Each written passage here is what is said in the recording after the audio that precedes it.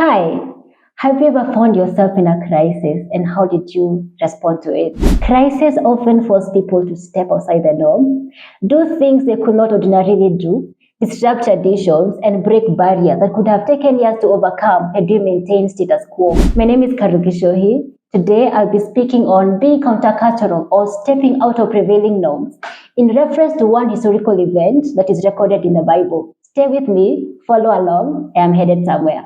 There is one character in the Bible who proved that being young or having limited practical experience is not always a disadvantage. What it means is that you have a fresh perspective to a long-standing problem. You have a fresh perspective to a known issue. Let me explain. King Saul and his army, they go out to fight. While in the battlefield, they find themselves in a situation where they are stuck, confused, frightened, not able to come up with a strategy to address or to come up against their opponent, until a young, seemingly inexperienced boy comes into the scene, but not to fight. Culture will not allow him to take part in decision-making processes on national matters that are going to affect his life. So he volunteered to address a national matter, the national crisis. But as you would expect, the king discouraged him, dismissing him as young and inexperienced. But the young boy was unrelenting, very determined. So he presented his portfolio, things he had achieved behind closed doors. Turns out that he was not as inexperienced as everyone thought. Now that the boy insisted, the king was like, okay, fine, go ahead. I allow you to take part. But take my sword, take my strategies, take my ways, take my weapons. Goodness. The same pattern that had failed to work for them. This old man, King Saul, is giving David the pattern that he had been accustomed to. Not realizing that David had come with another approach, a different approach. When another generation comes into the scene, it is not a mere continuation of previous ways. This is a different worldview. We do not think like our parents. Now, one advantage that young people have is that, unlike the older people, they have not so much invested in status quo. They do not have a deep attachment to the current game rules. It is easier for them, like David, to disregard traditions, things that are no longer serving the present needs, to disregard traditions that are no longer serving the present needs.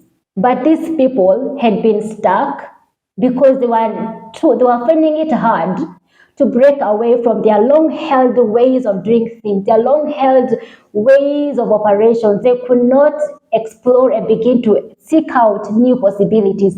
But this young boy with a fresh mind, he was able to address the matter from a fresh perspective. That is how new solutions begin to emerge, things that the older people had not considered. So King Saul's approach and traditions were not working anymore. That is why David was coming with a different approach. And this is not in any way to disregard what our parents are doing, but we have to acknowledge the dynamics of the changing times. It is a different worldview. We do not think like our parents.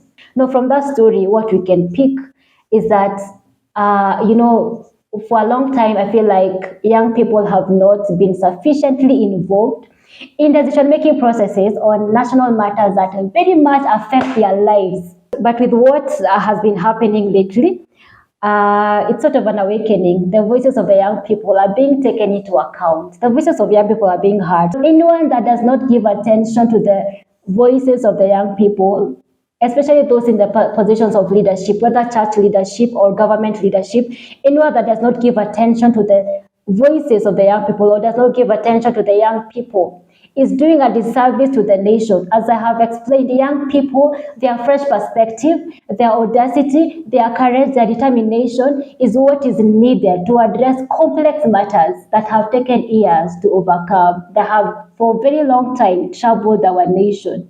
And to the young people as well, speaking as a young person myself, I hope that our voices, united in one vision for our nation, will continue to produce a sound that even the government officials cannot ignore.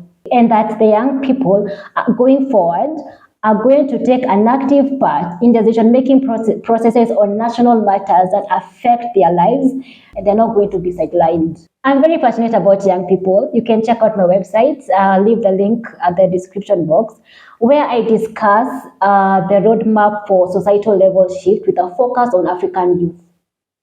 So be sure to check out and let me know what you think. Thank you for watching. That's it for today. See you on the other side of a new nation. Bye.